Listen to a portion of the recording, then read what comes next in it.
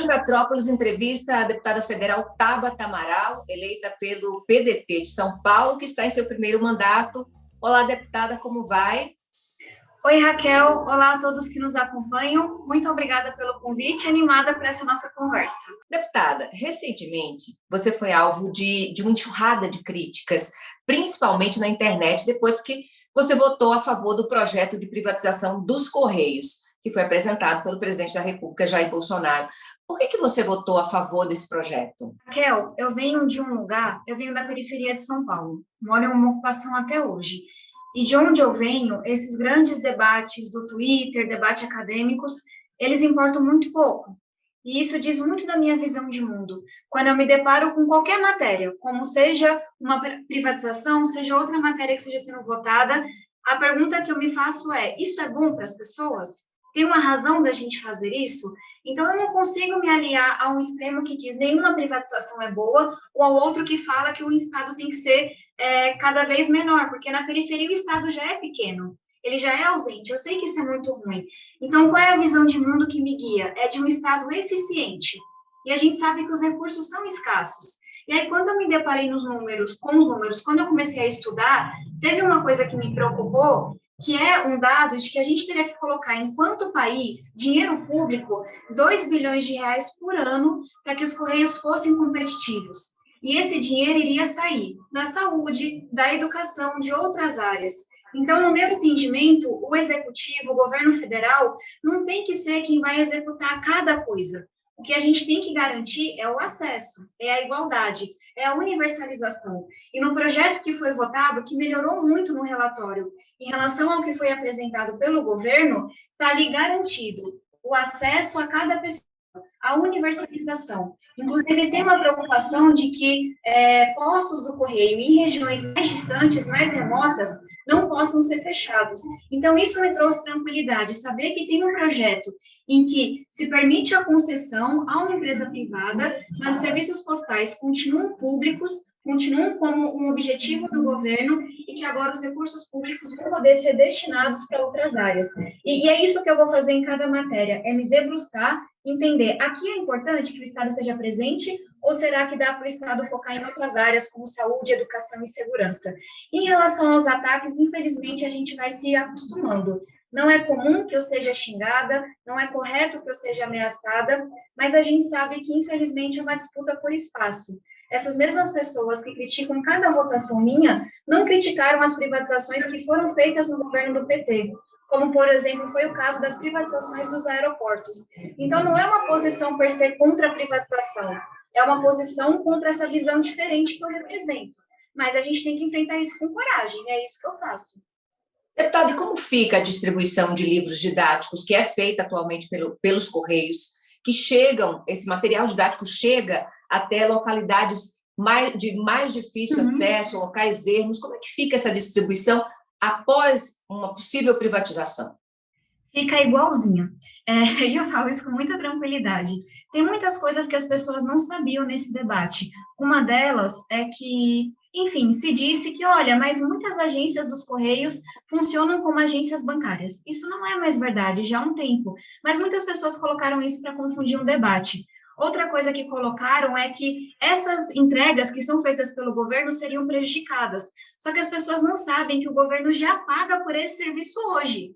Então, outra coisa que não sabiam, a parte de encomendas, ela já não é um monopólio do Estado há muito tempo. E essa é uma das razões pelas quais essa é uma das partes que mais floresceu dentro dos Correios, porque a competição, houve novos investimentos e o serviço conseguiu melhorar a qualidade. Então, no que diz respeito à entrega de materiais didáticos, a entrega de outros documentos do governo segue igualzinha, porque o governo pagava por essa entrega e vai continuar pagando. Deputada, não foi a primeira vez que você foi criticada. Você lembrou disso? Você também foi duramente criticada nas votações da Previdência, votação da autonomia do Banco Central. Como é que você reage a esses ataques? Raquel, acho que, por um lado, a gente tem que separar o joio do trigo, né? Falando português aqui bem claro. Quando vem uma crítica aos meus posicionamentos, ou um questionamento, ou uma divergência, eu trato com respeito. e eu explico os meus pontos, e eu defendo essa minha visão de mundo, que é uma visão que, na economia, no meu entendimento, ela é mais moderna aos tempos, ela é mais atualizada, que é de entender, o colchão é curto, os recursos são restritos, não dá para o governo ficar imprimindo dinheiro. Então, vamos colocar esse recurso onde precisa, na conectividade de alunos pobres, como eu defendo, na distribuição de absorventes para mulheres mais pobres, e vamos tirar esse papel do Estado, esses investimentos que são feitos, onde a iniciativa privada pode atuar. Porque, no meu entendimento, essa defesa da responsabilidade fiscal, ela é um meio para que a gente tenha recurso para ampliar o Bolsa Família, para que a gente tenha recurso para ampliar o investimento no SUS. Então, quando é um debate respeitoso, eu explico a minha visão de mundo. E eu acho que ela é importante, porque ela coloca, olha, tem espaço para quem está no campo progressista para ter uma visão econômica mais moderna, para ser fiscalmente responsável. Agora, a esmagadora maioria das críticas, elas não são respeitosas. Elas falam da minha aparência, elas me ameaçam fisicamente, enfim, e isso não cabe no debate público. Então, o que eu faço é denunciar, é encaminhar para a polícia, é entrar com o processo, é encaminhar para as próprias redes sociais, porque a gente não pode tolerar essa violência política. E aqui eu vou trazer um ponto que muitas pessoas podem achar estranho, mas fica muito evidente para mim em cada votação. Em todas as votações que você mencionou, não estou mais hoje no PDT, inclusive porque a justiça reconheceu toda essa violência e perseguição que aconteceu, mas nessas votações todas, a gente tem ali mais ou menos um terço da bancada do PDT que vota dessa maneira. E apenas o meu nome, apenas a minha imagem é exposta e é achincalhada. E eu, no meu entendimento, com todo respeito, isso é porque eu sou uma mulher jovem. E algumas pessoas que estão acostumadas a mandar, que estão acostumadas com pessoas batendo continência, abaixando a cabeça, sem questionar, sem debater, sem estudar, elas se incomodam quando isso vem de uma mulher jovem. Mas é por isso então, mesmo dentro de partidos progressistas, mesmo dentro desse espectro progressista da política, você ainda sente o machismo, o império do machismo, o peso do machismo sobre a parlamentar mulher? Raquel, o machismo, o racismo, essas nossas muitas mazelas, elas são suprapartidárias. Eu até brinco para deixar as coisas mais leves. Eu nunca vi coisa tão suprapartidária quanto o machismo. Vou te dar um exemplo. Um dito filósofo de esquerda, há uns 2, 3 dias atrás, colocou em seu Twitter, ele tem vários seguidores. Tabata foi estudar em Harvard astronomia, mas não aprendeu a pensar. E aí ele continuava. Então, um filósofo de esquerda me chama de burra, diz que eu não aprendi a pensar porque eu não penso como ele. E o que eu esperava? Que esse posicionamento dele fosse questionado pelas pessoas da esquerda. Afinal de contas, calar uma mulher dizendo que ela é burra, que ela não sabe pensar, é a coisa mais clássica do machismo. Mas ninguém disse nada. Porque parece que a gente só pode combater o machismo quando ele é feito contra alguém que pensa igual a você. E quantas vezes que eu não fui criticada porque eu defendo mulheres quando são atacadas não só de esquerda, mas também de direita. E eu me lembro de ser atacada porque me posicionei contra o machismo, contra a deputada Joyce Hasselmann, contra o machismo sofrido por uma deputada do Novo, da mesma forma que eu faço com parlamentares do PT, do PSOL, do PCdoB. Então, o combate ao machismo deveria ser para todos os lados, não deveria ter cor partidária. Mas, infelizmente, há muita hipocrisia, especialmente nas redes sociais, e há muito machismo nos partidos políticos. Ou seja, há 2 pesos e 2 medidas. Dependendo de quem seja a vítima de machismo, ela é digna de proteção ou ela é alvo de ainda mais ataques, é isso? Exatamente. E isso não é bacana, isso a gente vai combater. Mas é importante que a gente entenda essa realidade para a gente ver quem realmente está comprometido com o combate ao preconceito e quem diz aquilo apenas porque é bonitinho nas redes sociais. Deputada, no caso da votação da reforma da Previdência, as críticas vieram não só das redes sociais, mas do próprio PDT, na figura, inclusive, de Ciro Gomes. Você se sentiu traída pelo partido? Você chegou a ingressar com uma ação para se desvincular do PDT. Você se sentiu traída pelo partido e pelo Ciro? Com certeza, Raquel. Para explicar um pouco para as pessoas, enfim, foram tantos erros que é até difícil listar. O PDT em nenhum momento fechou questão, ou seja, seguiu o processo para dizer qual seria a orientação da bancada em relação ao texto que foi votado, que não tinha nada a ver com o texto do governo Bolsonaro. E eu digo isso com muito orgulho, porque eu fui responsável por muitas mudanças que aconteceram. Eu sabia que a reforma era necessária, mas eu discordava daquele texto que tinha vindo. E ao longo do processo, eu sempre conversei com o Ciro, porque ele defendeu a reforma da Previdência na campanha dele. E aí, no dia da votação, num telefonema, ele me disse que não tinha conseguido conversar com o Carlos Lupe, presidente do partido, e que eu teria que mudar meu voto, e que a política era assim, e que ele estava me dizendo para fazer isso. E eu, com muito respeito, falei, olha, a política que eu acredito não é assim. Eu não vou vender minha convicção porque você acha que é importante eleitoralmente. E aí falei, olha, eu trabalhei, consegui mudar o texto, acho que é importante, vou votar assim. E eu desliguei o telefone achando que estava tudo bem. E aí, na próxima hora, eu vejo entrevistas do Ciro, que viu ali uma oportunidade, é importante a gente ter essa visão. O Lula estava na cadeia nesse momento. Então, o Ciro acreditava que poderia herdar os votos do PT e precisava fazer um movimento à esquerda. Então, ele falou, olha, tá aqui um alvo fácil, essa menina, que é como eles veem, deixa atacá-la. E aí eu fui xingada de todos os nomes, como se ele não soubesse do que estava acontecendo. E o pior é que ele disse que eu estava certa, que ele concordava comigo, mas que a política não era assim. E aí, depois de vários meses de perseguição, perda de espaço na Câmara, ameaças que eu recebi de membros do partido, o partido dizendo que ia me expulsar, mas sem ter coragem de me expulsar, porque depois mudou de ideia, eu entrei com uma ação no Tribunal Eleitoral e, quase que de forma unânime, tive a liberação do meu mandato recentemente, e é importante ressaltar que em um dos votos, inclusive, o ministro traz a questão da violência política de gênero, e coloca, olha, o tratamento que foi dado à Tabata não foi dado a nenhum homem. Por que que só com ela se fez isso? Então, enfim, espero que todos tenham aprendido com esse processo, de que as coisas estão mudando, e que tem espaço para boa política, tem espaço para quem não faz oposição por oposição, mas vê o que é importante para a população, segue as suas convicções. E, enfim, para mim foi uma vitória da boa política essa resposta, porque nenhum dirigente partidário tem o direito de colocar a vida de alguém em risco, de expor uma mulher, sabe, de expô-la pessoalmente, ao invés de discordar de seus argumentos. Então, foi uma notícia boa. E agora converso com outros partidos, tentando entender qual é o lugar em que eu vou poder continuar essa construção que eu tinha começado no partido e que eu continuei na Câmara, mesmo não tendo partido. Que partidos são esses que você tem conversado? Para onde o seu coração te leva? Para onde a tua cabeça te leva? Raquel, eu não tenho condições de tomar uma decisão agora, porque tem uma coisa que para mim é inegociável.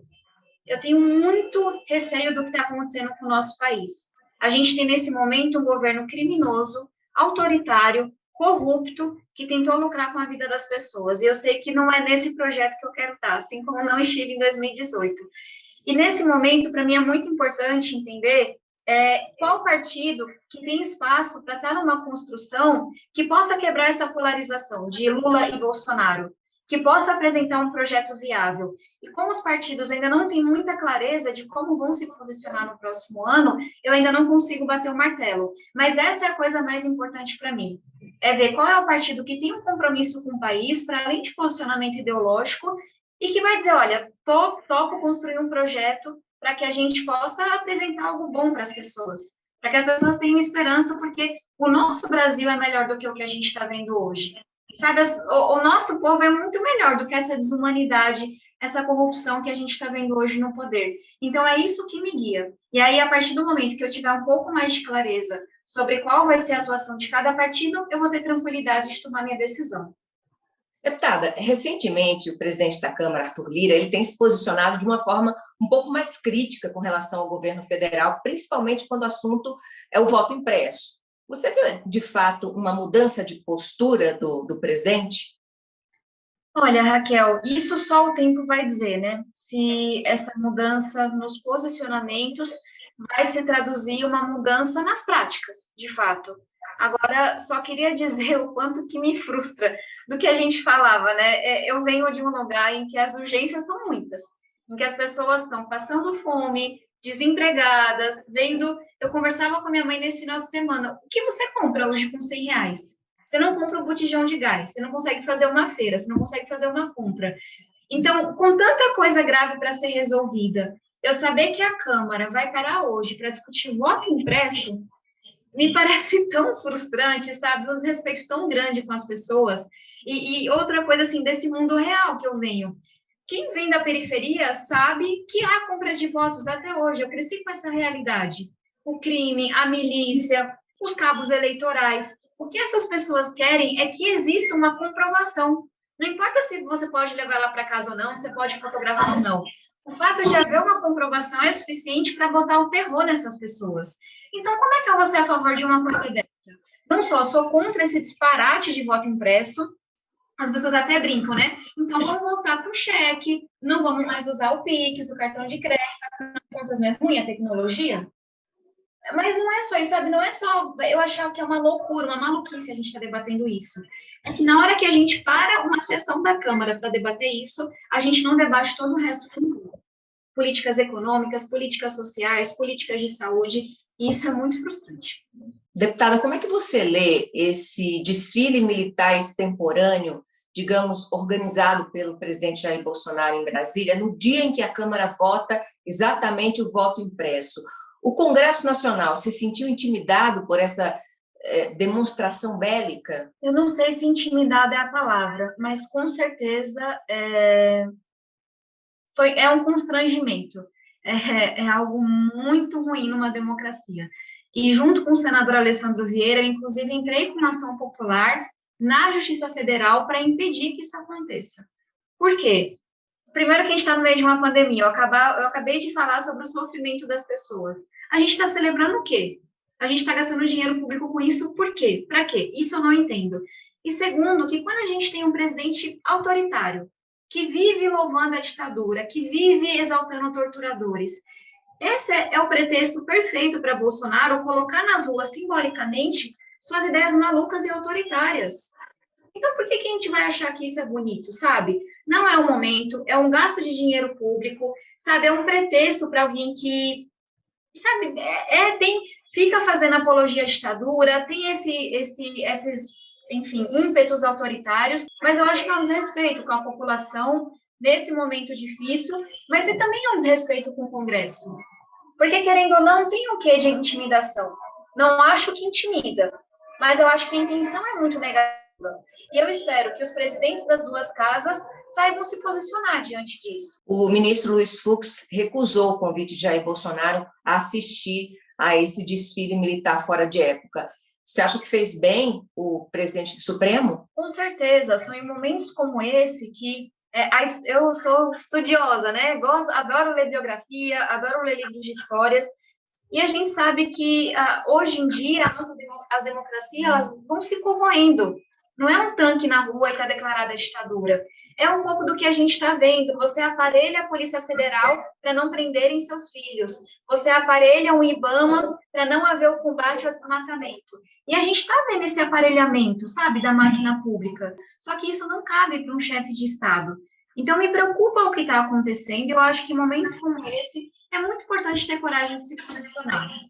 Com respeito, sabe, sem perder a postura, e eu acho que essa resposta foi muito adequada. Recentemente, eu conversei com o líder da oposição, o deputado Alessandro Molon, e ele me falou que atualmente a Câmara funciona com base no chamado orçamento secreto, aquele super orçamento de 23 bilhões de reais. Você concorda que o Bolsolão, né, que é o mensalão do Bolsonaro, ele definiu e está definindo os votos dos deputados? 100%, Raquel. Recentemente, um colega fez uma piada de que se botasse em uma votação para reanexar o Brasil a Portugal, ela passaria. As pessoas não estão mais pensando no que estão votando, sabe? Você coloca qualquer projeto cujo relatório acabou de aparecer, eu sei o quanto que a gente vira à noite, sabe? Eu e meu time, para apresentar emenda, para entender, e preocupado com o conteúdo desses textos, e se vota sem nenhum questionamento. Isso é muito perigoso. E uma coisa, já ouvi de outros colegas que estão lá há mais tempo, esse paralelo com o que aconteceu na época do mensalão, mas também tem um estudo que mostrou que o Bolsonaro é a pessoa que mais gasta dinheiro nesse toma lá da cá, nessa compra de votos, entre aspas, que não deixa de ser, né? Você está trocando emenda por um voto de um parlamentar, mas também é aquele que menos consegue resultado. Ou seja, uma crise econômica, uma crise de saúde, uma crise sanitária, tudo isso que a gente está vivendo, e se está jogando dinheiro em orçamento paralelo, em querer aumentar o fundão. Não é disso que a população precisa. Então, me preocupa, assim, o que está acontecendo. Tem, sim, muito dinheiro financiando esse tomar lá da cá do Congresso, e eu continuo batendo na tecla. Esse é um desrespeito, isso é um desrespeito às pessoas que estão passando por um momento muito grave, desempregada, sem ter dinheiro para comprar o gasto, para comprar sua comida, e é importante que a gente mostre para a população o que está acontecendo. Essa enxurrada de dinheiro nas mãos dos parlamentares aí deve garantir uma base sólida para Jair Bolsonaro. Mas será que ainda existe uma possibilidade de impeachment, já que ele construiu, de alguma forma, essa base? Raquel, essa possibilidade, ela sempre vai existir, até o último dia do mandato, porque esses acordos e esse tomar lá da cá, eles são sempre muito, sabe, muito tênues, são muito temporários. E tem uma coisa que eu sempre pontuo, o Centrão, ele esteve no governo Dilma, e ele desembarcou para apoiar o impeachment da presidente Dilma. Então, eu não tenho dúvidas que quanto mais a gente vê a corrupção desse governo, quanto mais o governo se torna impopular, maior é o preço desse apoio. E quem paga esse preço somos nós, a gente não pode se enganar. Quem está pagando o preço desse apoio é toda a população. Agora, até onde isso vai, a gente não sabe. Mas a gente não pode encarar como um contrato fechado até 2023. Esse é um contrato que ele é feito quase que dia a dia. E, de novo, eu bato nessa tecla, é dinheiro nosso que deveria estar indo para a saúde, para a educação, que está sendo utilizado para manter o presidente no poder, contra toda a impopularidade que ele tem hoje. O ministro da Educação, o pastor evangélico Milton Ribeiro, tanto fez que conseguiu o veto ao projeto que garantiria tablets e o acesso à internet gratuita à educação básica. O ministro acha melhor investir esse dinheiro em esgoto. O dinheiro que iria para a educação, ele acha melhor investir em esgoto. Isso não aumenta ainda mais o fosso que existe entre estudantes ricos e pobres, deputada? Raquel, primeiro, só pontuar o quanto que esse governo vem trabalhando contra a educação, vem trabalhando contra a conectividade.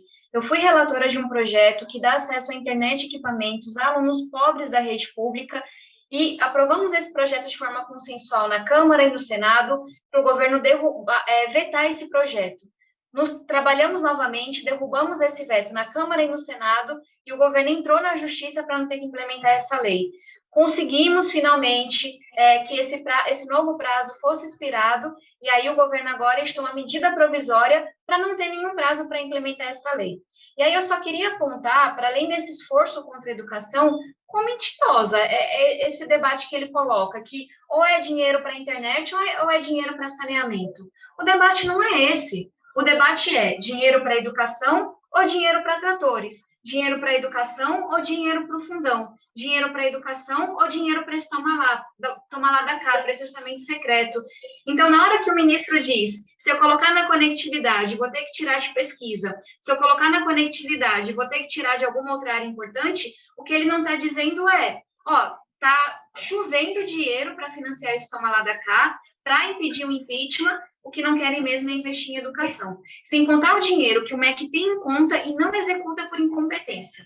A gente apontou esse ano mais de R$1 bilhão em conta para poder organizar as escolas para uma volta às aulas seguras, que não foram executados por incompetência. E a PEC do calote, deputada? É justo que o governo deixe de pagar suas dívidas com cidadãos brasileiros que lutaram tanto na justiça, esperaram tanto tempo na justiça por esse direito, e aí vem o governo e quer usar o dinheiro para outros gastos? Isso também pode ser considerado pedalada? Com certeza, isso é incorreto, isso é imoral, isso é pedalada fiscal, e é absurdo, né? Como que os conceitos mudam. Por que pedalada fiscal é motivo de impeachment para uma presidente, mas não é para outro presidente? É pedalada fiscal, vamos lutar contra isso, contra essa medida do governo, e se não conseguirmos, mais um pedido de impeachment.